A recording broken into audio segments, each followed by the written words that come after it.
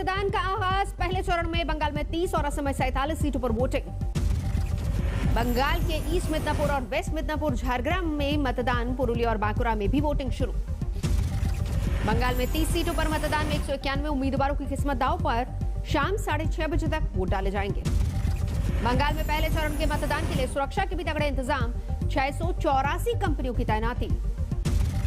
Bengal police के 22,000 से ज्यादा जवान ड्यूटी पर। चप्पे चप्पे पर सुरक्षा।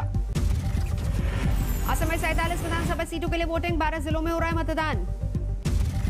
47 सीटों के लिए करीब 81,09,000 मतदाता। 264 उम्मीदवारों की किस्मत का करेंगे फैसला। पहले चरण में मुख्यमंत्री सर्बानंद सोनोवाल की किस्मत भी दांव पर। असम कांग्रेस के अध्यक्ष रिपुन बोरा का परिणाम भी ईवीएम में होगा कैद। नंदीग्राम में चुनाव पर्यवेक्षक से मिले बीजेपी नेता धर्मेंद्र प्रधान। साने पुलिस की शिकायत की। टीएमसी ने साने पर्यवेक्षक पर उठाए सवाल। कहा पक्षपातपूर्ण तरीके से काम करने का आरोप लगाया। बंगाल के बांकुरा में मतदान से ठीक एक दिन पहले टीएमसी दफ्तर में बॉम्ब ब्लास्ट। 3 लोग जख्मी। तृणमूल कांग्रेस ने लेफ्ट और कांग्रेस पर लगाया धमाके का आरोप। राज्यपाल धनखड़ ने जताई चिंता।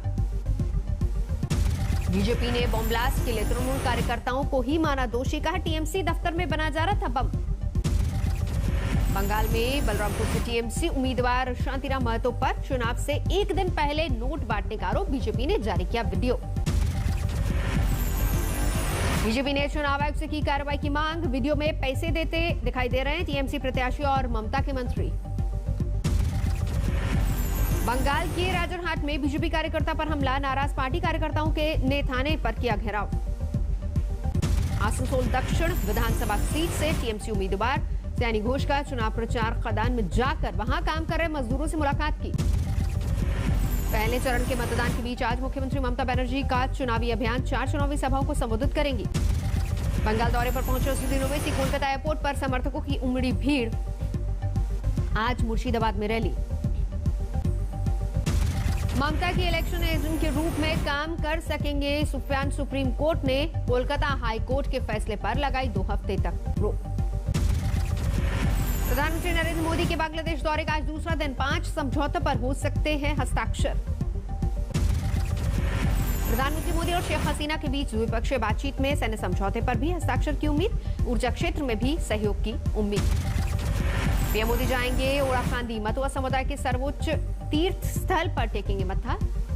बंगाल में चुनावों को देखते हुए ये दौरा बेहद अहम।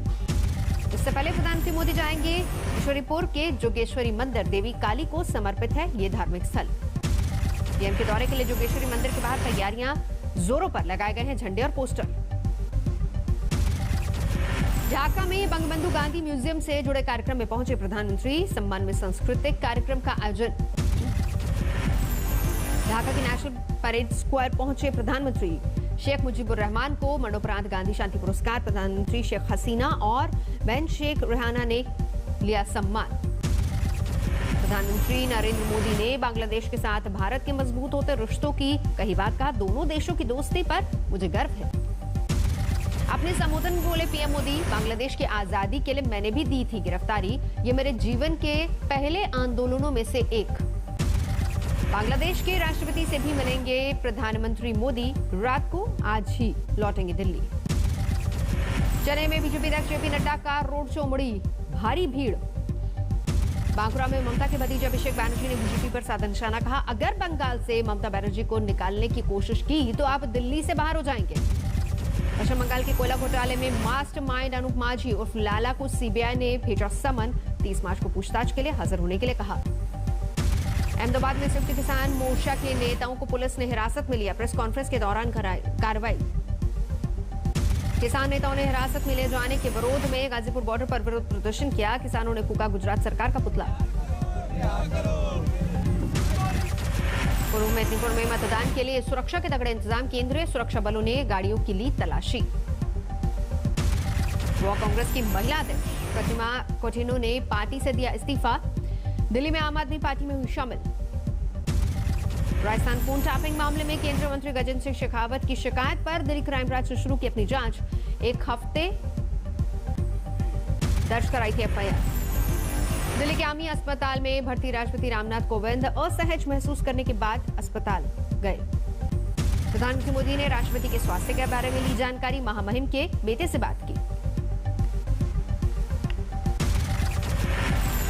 पुणे के कैफेरिया स्थित फैशन स्ट्रीट मार्केट में लगी आग। शोलों में खाक हुई गारमेंट की करीब 448 छोटी बड़ी दुकानें। दमकल की 16 गाड़ियों ने चलाया रेस्क्यू ऑपरेशन। करीब 3.5 घंटे बाद आग पर काबू पाया जा सका। वाराणसी के गदौलिया चौराहे पर ट्रांसफार्मर में लगी आग। भीड़ वाले इस इलाके में मची अफरा तफरी।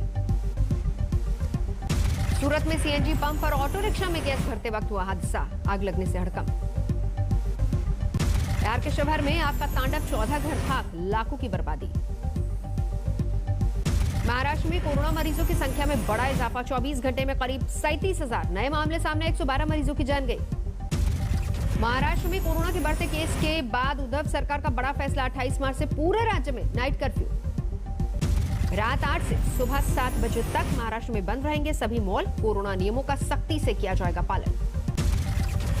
मुंबई में संक्रमण के 5,513 नए मामले। 9 लोगों की जान गई। फिलहाल 43 कंटेनमेंट जोन, जबकि 497 इमारतें सील। दिल्ली में कोरोना के 1,534 नए केस सामने आए। 9 लोगों की जान गई। एक्टिव मामले 6,000 के पार।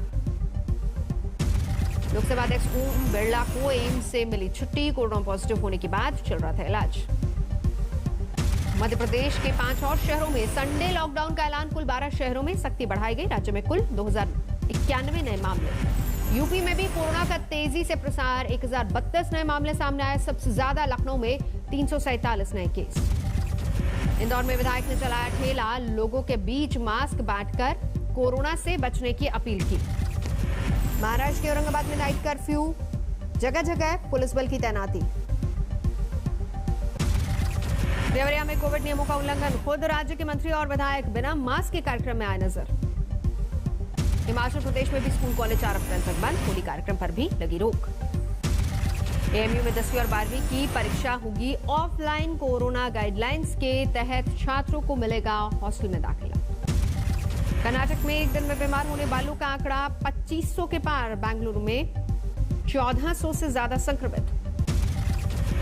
कोरोना केस में खतरनाक उछाल पर गृह मंत्रालय की सभी राज्यों को चिट्ठी। त्योहारों में भीड़ पर नियंत्रण के निर्देश।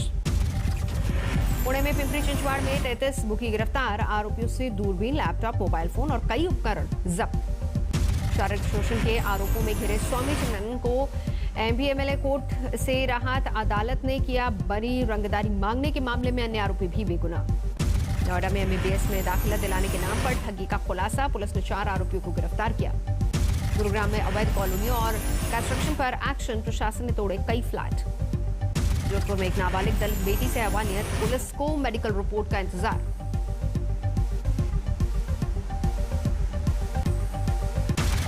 सतना में 3 करोड़ कैश और 3 किलो सोने की लूट मामले में पुलिस को बड़ी कामयाबी। 4 गिरफ्तार। लूट का सामान जब्त। सीतापुर में महिला की पीट कर हत्या। मामूली विवाद में वारदात। आरोपियों का अब तक कोई सुराग नहीं। कानपुर में 2 दोस्तों में विवाद। एक की गोली मारकर हत्या, दूसरा घायल।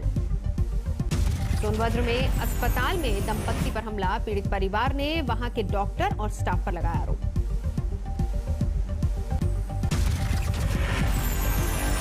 असम विधानसभा चुनावों के बीच न्यू बोईगांव में शराब जब्त। 2 आरोपी गिरफ्तार।